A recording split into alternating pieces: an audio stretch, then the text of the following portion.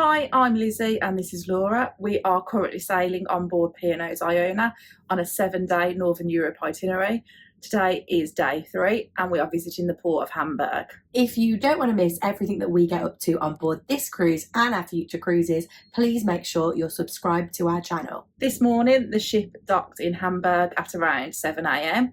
and a ship-wide announcement was made at 7:30ish to say that you were able to disembark. We were still trying to sleep, so we tried to ignore the announcement and shut our eyes again. However, we were quite distracted by the fact that we knew the temperature outside was -5. We stayed in bed for a little bit longer and then headed up to the Horizon buffet for breakfast at around about 9 a.m.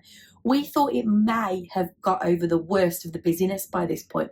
However, it was still super busy in there. We ended up having to sit across separate tables. We couldn't find anywhere for the group of 8 of us to sit together, which isn't surprising really, but we did all manage to find a seat to sit on to eat some breakfast. For breakfast this morning, neither of us were particularly hungry, so we both had a bit of a light breakfast. I just had a bowl of Frosties and Lizzie had beans on toast. We then all headed back to our separate cabins, and as is tradition when we're on in a big family, we met in the Keel and Cow.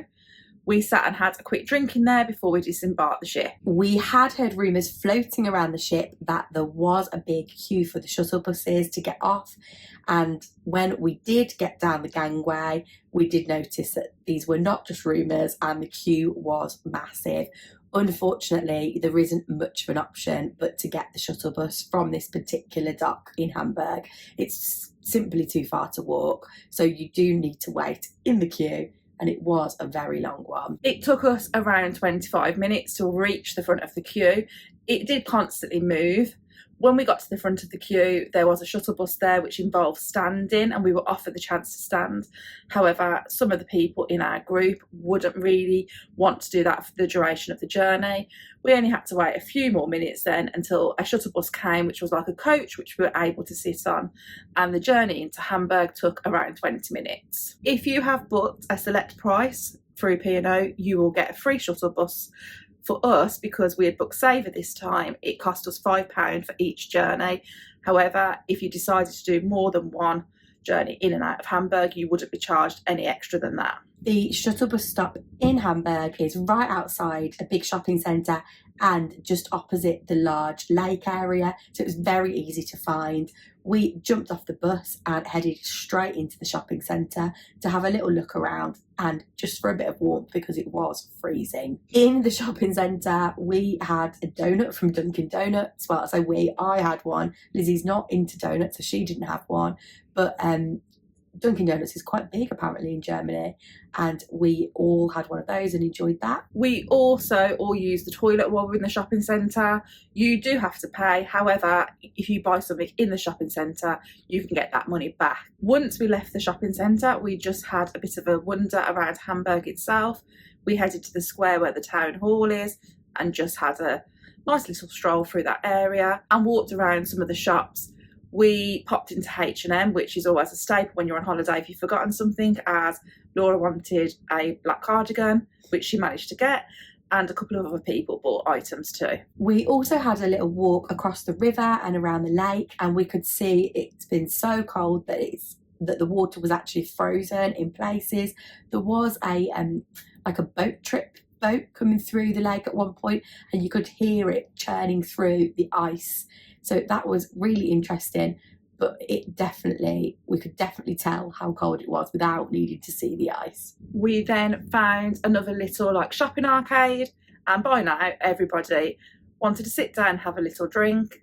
So a couple of the party had a beer, there were some Pepsis on the table and a glass of wine, and we just enjoyed a good 45 minutes or so sitting and chatting. The majority of our group then decided to head back to the ship. 2 of our aunts and cousin decided to stay in Hamburg for a little bit longer and just head back to some of the shops because there were a couple of things they thought they might pick up. But we jumped back on the shuttle bus and headed back to the port. The shuttle bus journey back again took about 20 minutes and was very smooth. We had been super impressed by how quickly we got on a shuttle bus and were feeling quite positive about the journey back until we got to the port building. We have never seen a queue quite as long as this queue. It went from the entrance into the port building all the way back down to where the shuttle buses drop off. We had to stand outside for about 25 minutes in this queue before entering the port building, but that wasn't the end of it. We then stood for about another 20 minutes in the queue inside the port building. Obviously for us that wasn't an issue, but for some people who might need a bit of assistance, they were still having to stand in that queue. It was also, as we've said, very cold. We were very glad when we got inside the building. Again, there wasn't a lot of standing still. It didn't seem to move. However, a 45-minute wait in a queue is quite long when you just want to get back into the warmth of the ship. We actually arrived at the port building at around about 3:20, but we had actually heard people that had returned from Hamburg as early as 2 p.m. and also encountered these queues. So it wasn't an issue that was isolated to the time that we arrived back. This appeared to be going on for the majority of the afternoon. As we got to the security area, we did have to take our coats off. It was quite a thorough security check, which is probably what led to the queues being so long. And there were only 3 security scanners working, which is obviously not enough for a ship of this size. By now, we were feeling very peckish as we'd only really had a light breakfast.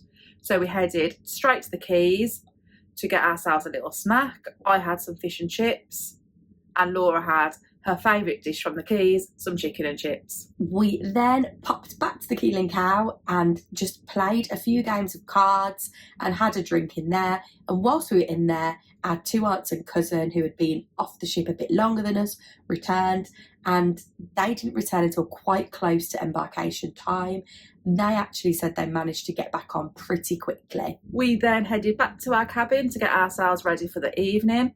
Somehow, in that time we were in the cabin, I managed to lose my cruise card. I have absolutely no idea where it is. I let myself in with it and then it has disappeared somewhere. So once I was ready, I headed to reception. While I was at reception as well, I also mentioned that our shower tray was filling up with water quite a lot whenever we had a shower, and it had meant that the 2 of us couldn't be really quick at getting ready and having one shower straight after the other. They said they would send somebody while we were out for the evening to sort that out, and she printed me off a cruise card, no problem. Because we've got the deluxe drinks package, I then had to head to Ripple's ice cream parlour to get the sticker put on there. Again, that wasn't too bad a wait, but we have said that we can't believe how many people keep buying ice creams on this very, very cold cruise. We then met once again in the Keel and Cow, where we joined the virtual queue for a table in the main dining room for dinner. The virtual queue was running pretty quickly and it only took us 15 minutes before the table was ready. The virtual queue we had joined today was for Pearl Restaurant. So this is at the aft of Deck 6 and it's probably the biggest restaurant on board. We were seated at a table for 8 and we were excited to see the new menus again to see if our family would all approve. For my meal tonight, I started with the squid, which was really, really nice. It was not rubbery at all and it was an absolutely massive portion. So I'd absolutely recommend this dish to anybody that was considering it. Then for my main, I had a turkey dish, which was sort of like a rolled stuffed turkey. Again, this was absolutely fine. It was a decent sized portion and it was pretty tasty. And then for my dessert, I just stuck with an old favourite ice cream, which was the cookies and cream ice cream. I always really liked this one and it did not disappoint again tonight. For my starter today, I had one of the P&O Classics tomato soup. I really enjoyed it and found it was quite hot the day before Dad had it and he said the soup wasn't very warm, so I was pleased that it was very hot. For my main, I had a dish that I've never had before, which was Moroccan lamb. This was served with prunes, so I was a little bit dubious of it, but actually found out I quite enjoyed them. And then for my dessert, I asked for vanilla ice cream and I asked for some chocolate sauce because usually that isn't an issue. However, the waiter was like, oh, don't think I'll be able to do that. And when he came back, there was no chocolate sauce. We are presuming that is because of the change of the children's menu. After dinner, we headed up to the crow's nest. We had a few different things that the group wanted to do, so we decided to try and find ourselves a base and then move on from there. However, unfortunately, there was nowhere that the 8 of us could sit in the crow's nest. We had been able to find a slightly smaller table, but it was nowhere near big enough for all of us, so we did have to leave the venue. We then headed to the Sky Dome because we were really interested to see what the violinist Charlie Blue would be like. We thoroughly enjoyed her performance as she played a lot of music that we particularly like. We especially enjoyed when she played the chords. This reminded us of our younger years. Our parents also really enjoyed it, so she seemed to hit the mark with a lot of different age groups. We then headed to the clubhouse where the comedian Tucker was performing. We didn't have any trouble getting a seat in here. There was plenty of availability and we sat and enjoyed the show.